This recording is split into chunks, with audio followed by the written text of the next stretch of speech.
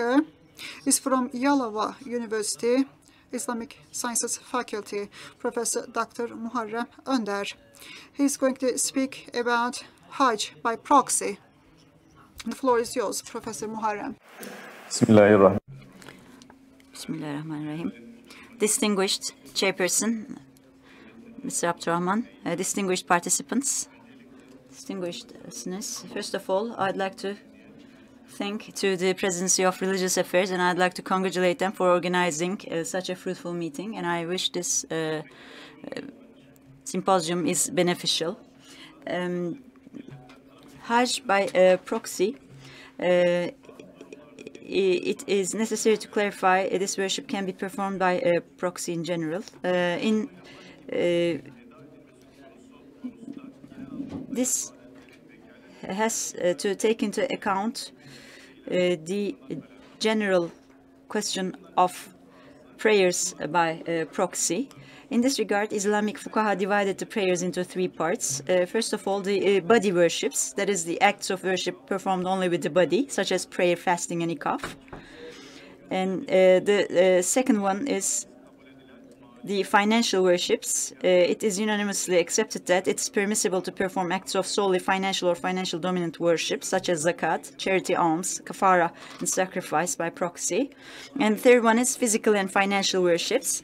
It is a matter that needs to be dealt with in detail, whether the worship of both physical and financial aspects can be performed by proxy. And we will try to clarify this issue in this study. Hajj by proxy is possible, and this has been stated in hadiths. There are many evidences in this respect. The legitimacy of that is proved by the hadiths and verses.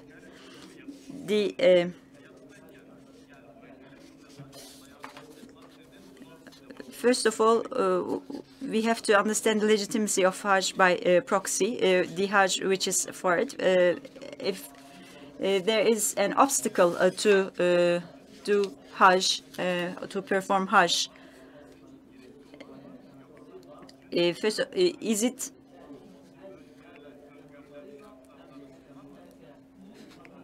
the religious legitimacy of performing Hajj by proxy has been proven by the evidence of Sunnah.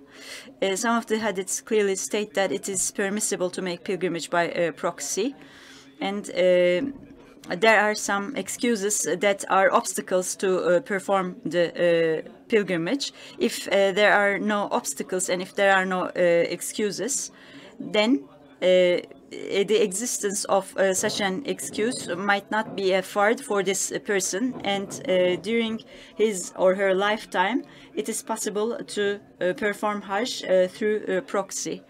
Or if these excuses, the obstacles, are among the conditions of performing the obligation of Hajj, and if the obligation cannot be performed individually by this individual, then and if there is no opportunity for that during his or her lifetime, it will be wajib and necessary to make an inheritance for the performance of Hajj after his death. If we are talking about sick people in bed, or prisoners, or people who are hindered by persecutors, people who do not have money, or who are elderly, it's not a fard for these individuals to perform the responsibility. And these people are not required to perform Hajj by proxy or after their death. This is supported by Imam Abu Yusuf and Imam Muhammad.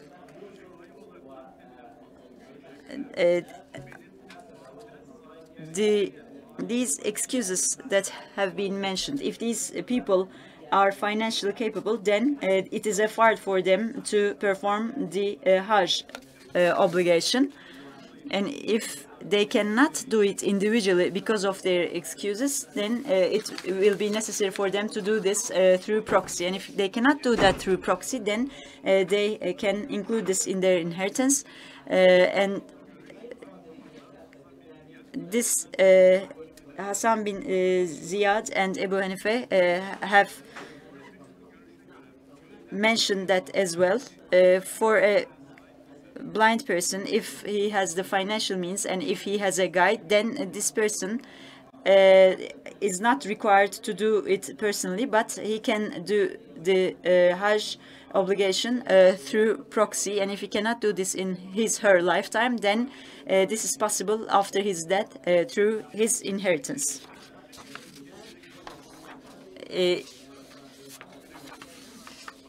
If this person is financially capable and has a guide, then he or she has to perform this by the help of a guide.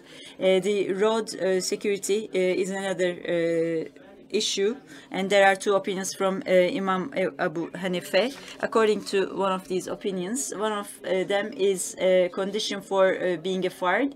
If there is no road security, then the Hajj will not be a fard, even if there is no road.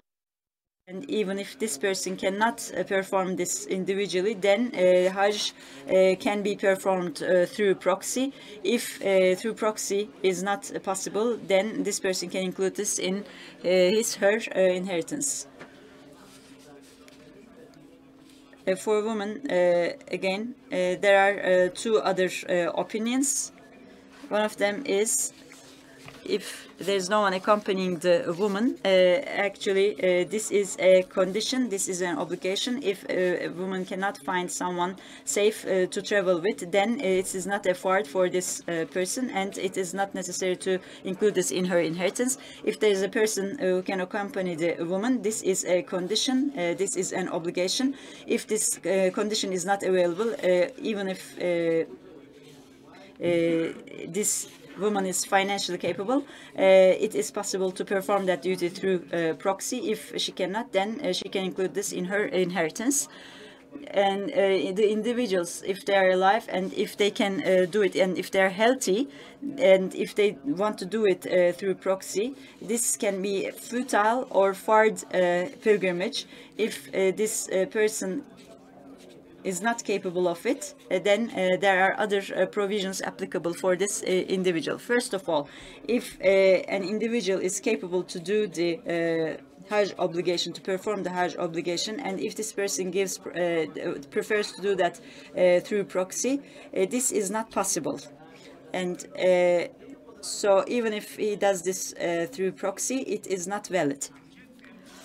For an individual who is not empowered to perform the Hajj obligation,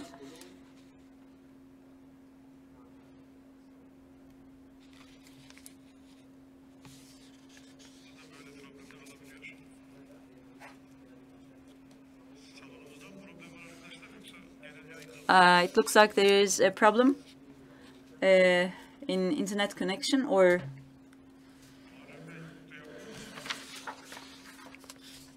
can you hear us, Muharrem Bey? Now I would like to check the connectivity of Muharrem Onder once again.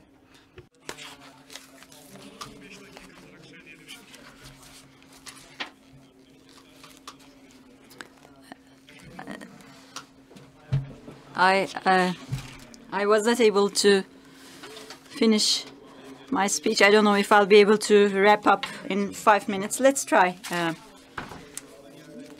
Okay, I'll try to. Now, for the weak people, and if the Hajj, which is a fard, the unexpected weakness and the weakness which is not expected to pass, there are 3 different opinions about that. The first one is this person,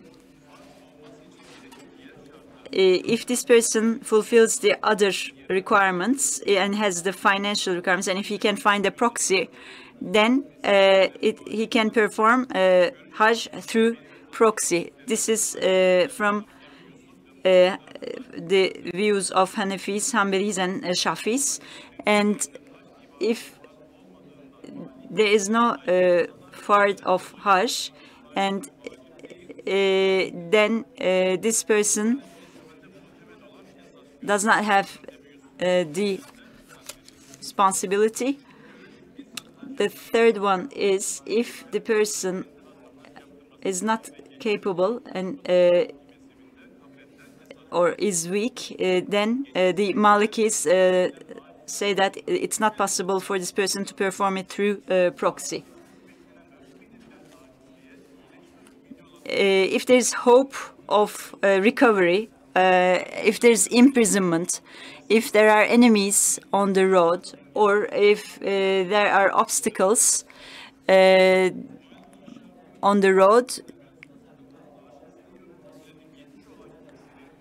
then it is not possible, but it's conditional for Hanafis, and if this excuse is valid until the death of this person, then it will be possible. If a person is weak, but later if he becomes strong, then the provision is this person can appoint a proxy, and if after that, if he recovers, and if the proxy has not been to Ihram, then the proxy will be invalid. If the proxy has been to Ihram, and if the weakness is recovered after Ihram, then the validity of proxy differs according to Hanafis and Shafis. In case of recovery of weakness, then the Hajj through proxy will not be valid and has to be reperformed. Shambilis say that the Hajj through proxy is valid if the deceased has the will for performance of Hajj through proxy. In other words, if this person was not able to do that during her lifetime, and if there's an obstacle, and if through proxy she has mentioned this to be performed after his death, then the Hajj will be performed through proxy, and there is an alliance of opinion by the fuqaha of 4 madhabs. If there's no will by the deceased person, then according to first opinion, if this person could not perform Hajj, if he has a will or not, it is necessary to perform that Hajj duty. If there is no will by this deceased person, and if Hajj to be performed through proxy, this is acceptable, but the opinion of the Malikis differs. The Hajj through proxy is not valid. There are also conditions pertaining to the proxy and pertaining to the person who gives a proxy. First of all, there should be the permanent weakness of this person, or there should be a temporary excuse by Hanafis, and this excuse must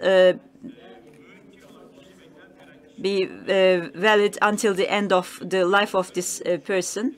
This person has to officially declare that, or has to make a will for this Hajj through proxy. And for the proxies, first of all, this person must be eligible. This person must go in Ihram on behalf of that person. The alimony or the money that she will spend will be from the goods of the individual who has given a proxy. Must start the travels from the country of that person who has appointed this person as proxy. And this proxy cannot transfer this duty to another person. And the proxy should not miss the time of Hajj, and